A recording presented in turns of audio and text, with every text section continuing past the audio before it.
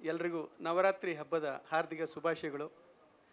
ನಿಮ್ಮ ಮನೆಗಳಲ್ಲಿ ಹಾಗೂ ಮನೆಗಳಲ್ಲಿ ಸಂತೋಷ ಹಾಗೂ ಸಂಭ್ರಮ ತುಂಬಿರಲಿ ಅಂತ ಹಾರೈಸ್ತೇನೆ ಎಲ್ರಿಗೂ.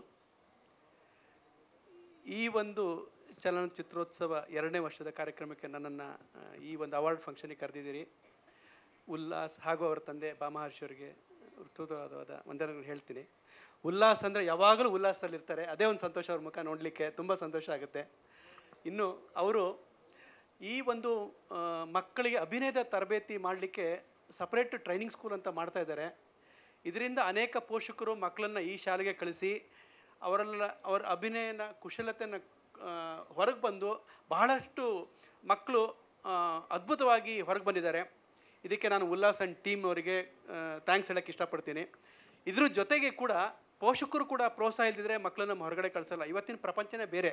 ಮಕ್ಕಳಿಗೆ ಮನೆ, ಟಿ ವಿ, ಮೊಬೈಲು ಬಿಟ್ಟರೆ ಇನ್ನೇನಿಲ್ಲ. ಇದ್ರ ಜೊತೆಗೆ ಪೇರೆಂಟ್ಸ್ ಪ್ರೋತ್ಸಾಹ ಕಳಿಸಿ ಅವರ ಬ್ಯುಸಿ ಶೆಡ್ಯೂಲ್ ಮಧ್ಯೆ ನಮ್ಮ ಉಲ್ಲಾಸ್ ಟ್ರೈನಿಂಗ್ ಸ್ಕೂಲ್ ಕೇಳಿಸಿ ಅವರಿಂದ ಪ್ರತಿಭೆ ಹೊರಬರೋಕ್ಕೆ ಕಾರಣದಂಥ ಬಾಮ ಹರೀಶ್ ಮತ್ತು ಉಲ್ಲಾಸ್ನವರಿಗೆ ತುಂಬ hats off to you, both of you. Madam ಕೇಳ್ತಾ ಇದ್ರು, ನಿಮ್ಮ ಕಾಲ ಹೇಗೆ ಈಗ ಕಾಲ ಹೇಗೆ ಅಂಥೇಳಿ. ಆಗಿನ ಪ್ರಪಂಚ ಬೇರೆ. ಆವಾಗ ಚಲನಚಿತ್ರ ಒಂದೇ ಮನೋರಂಜನೆ ಆಗಿತ್ತು. ಅವಾಗ ಪ್ರತಿಯೊಬ್ಬರು ಬಂದು ಸಿನಿಮಾನ ಗೆಲ್ಲಿಸ್ತಾ ಇದ್ರು. ಅವಾಗ ಈಗ ಮಕ್ಕಳು ಚಿತ್ರ ಮಾಡೋಕ್ಕೆ ತುಂಬ ಹೆದರ್ತಾರೆ. ಯಾಕೆಂದರೆ ಹಾಕಿದ ಬಂಡವಾಳ ಬರುತ್ತೋ ಇಲ್ಲ ಅಂತ ತುಂಬ ಜನ ಗಾಬರಿ ಇದೆ. ಹಾಗಾಗಿ ತುಂಬ ಜನ ಧೈರ್ಯ ತಗೊಂಡು ಮಕ್ಕಳು ಚಿತ್ರ ಮಾಡಿದ್ದೀರಿ. ನೀವು ನಿಮ್ಮ ಮಾರ್ಗದರ್ಶನದಲ್ಲಿ ಇನ್ನೂ ಹೆಚ್ಚಿನ ಚಿತ್ರಗಳು ಬರಲಿ, ಇನ್ನೂ ಹೆಚ್ಚು ಹೆಚ್ಚು ಚಲನಚಿತ್ರ ಈ ಥರ ಪ್ರಶಸ್ತಿ ಕೊಡೋ ಆಗಲಿ ಅಂತ ನಾನು ಹಾರೈಸ್ತೇನೆ. ಆಮೇಲೆ ಇಲ್ಲಿ ಪ್ರದರ್ಶನಗೊಂಡ ಈ 3-4 ದಿನದ ಪ್ರದರ್ಶನಗೊಂಡ ಅನೇಕ ಚಿತ್ರಗಳು ರಾಷ್ಟ್ರೀಯ ಹಾಗೂ ಅಂತಾರಾಷ್ಟ್ರೀಯ ಮಟ್ಟದಲ್ಲೂ ಕೂಡ ಭಾಗವಹಿಸಲಿ. ಅಲ್ಲೂ ಇನ್ನೂ ಹೆಚ್ಚು ಹೆಚ್ಚು ಈ ಪ್ರಶಸ್ತಿಗಳು ತಂದು ನಮ್ಮ ಕನ್ನಡ ಚಿತ್ರರಂಗಕ್ಕೆ ಇನ್ನೂ ಹೆಮ್ಮೆ ತರಲಿ ಅಂತ ನಾನು ನಿಮ್ಮೆಲ್ಲರ ಮೂಲಕ ಕೇಳ್ಕೊತೀನಿ. ಆಮೇಲೆ ಈ ವರ್ಷ ನಮಗೆ ಕರ್ನಾಟಕ ರತ್ನ ಪ್ರಶಸ್ತಿ 2 ಬಂದಿದೆ. 2 ದಿಗ್ಗಜರಿಗೆ, 2 ಅನಗ್ಯ ರತ್ನಗಳಿಗೆ 2 ಬಂದಿದೆ. ಡಾಕ್ಟರ್ ವಿಷ್ಣುವರ್ಧನ್ ಹಾಗೂ ಡಾಕ್ಟರ್ ಸರೋಜಾದೇವಿ ಅವರಿಗೆ. ನಮ್ಮಲ್ಲಿ ಇನ್ನೂ ಅನೇಕ ಅನರ್ಘ್ಯ ರತ್ನಗಳಿದ್ದಾವೆ. ಅವ್ರಿಗೆ ಕೂಡ ಈ ಮುಂದಿನ ವರ್ಷಗಳಲ್ಲಿ ಇನ್ನೂ ಹೆಚ್ಚು ಹೆಚ್ಚು ಚಲನಚಿತ್ರ ಕ್ಷೇತ್ರ ಬರಲಿ ಅಂತ ನಾನು ಈ ಮೂಲಕ ಹಾರೈಸ್ತೇನೆ. ಎಲ್ರಿಗೂ ವಂದನೆಗಳು.